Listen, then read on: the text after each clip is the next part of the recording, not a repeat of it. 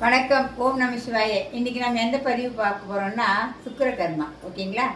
அதுக்குரிய நட்சத்திரங்கள் என்னன்னு பார்த்துருவோமா?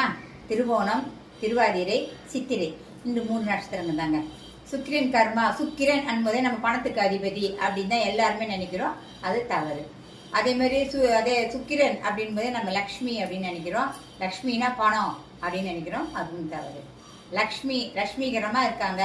அவங்க ஃபேமிலியில ரொம்ப அமைதியாகவும் எது வந்தாலும் போதும் என்ற மனதோடு யார் வாழறாங்களோ அங்கெல்லாம் லக்ஷ்மி இருப்பாங்க. அதுதான் கான்செப்ட். லக்ஷ்மி இருக்காங்கன்னா மூட்டை மூட்டையாக பணம் இருக்கணும் அப்படின்றது கான்செப்ட் கிடையாது. ஓகேங்களா? ஸோ சுக்கிர கர்மா அப்படி என்பது என்ன அப்படின்னா, நம்மளுக்கு ஒரு சின்ன வயசுல அக்கம் பக்கத்தில் ஒரு காலேஜ் படிப்போம், இல்லைன்னா காலேஜ் முடிச்சுட்டு வேலைக்கு போயிருப்போம். அங்கே நம்மளுக்கு இந்த அஃபேர்ஸ் எல்லாம் சொல்லுவாங்க. நான் உங்களை விரும்புகிறேன், உங்களை நான் விரும்புகிறேன் அப்படின்னு யாராவது உங்கள்கிட்ட அஃபேர்ஸ் வரும். இந்த மாதிரி சுக்கிர கர்மா இருக்கிறவங்களுக்கெல்லாம் அந்த மாதிரிலாம் வந்ததுன்னா நீங்கள் டக்குன்னு அதை நம்பி ஏமாந்துடுவீங்க. ஆஹா, இவங்க நம்மளை விரும்புகிறாங்க, உடனே நாமளும் அவங்கள விரும்புவோம்.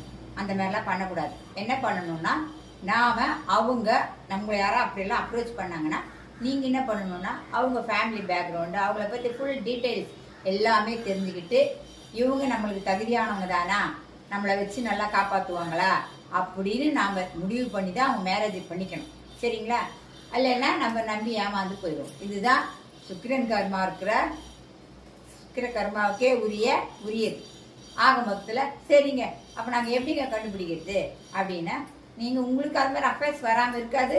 இப்போ நீங்கள் சும்மா இருந்தாலும், நீங்கள் மனதை அடக்கி கொண்டு நல்லவர்களாக இருந்தாலும், ஒழுக்கமானவர்களாக இருந்தாலும், உங்களை சுற்றி இது மாதிரி யாராவது ஒருத்தர் உங்களை டிஸ்டர்ப் பண்ணிட்டு தான் இருப்பாங்க.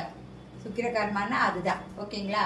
அதனால நீங்க உங்ககிட்ட யாராவது நல்ல முறையில், அதாவது நான் உங்களை திருமணம் செய்து கொள்ள விரும்புகிறேன் அப்படின்னு நல்ல முறையில உங்ககிட்ட தன்னுடைய அஃபேர்ஸ் எல்லாம் சொன்னாங்கன்னா, அவங்கள பத்தி நன்றாக அலசி ஆராய்ந்து நல்லவர்களா, நமக்கு செட் ஆவாங்களா அப்படின்னு, நம்ம ஃபேமிலிக்கு செட் ஆவாங்களா எல்லாம் தெரிஞ்சு அரேஞ்ச் பண்ணி மேரேஜ் பண்ணிக்கிறது மிகவும் சிறந்தது.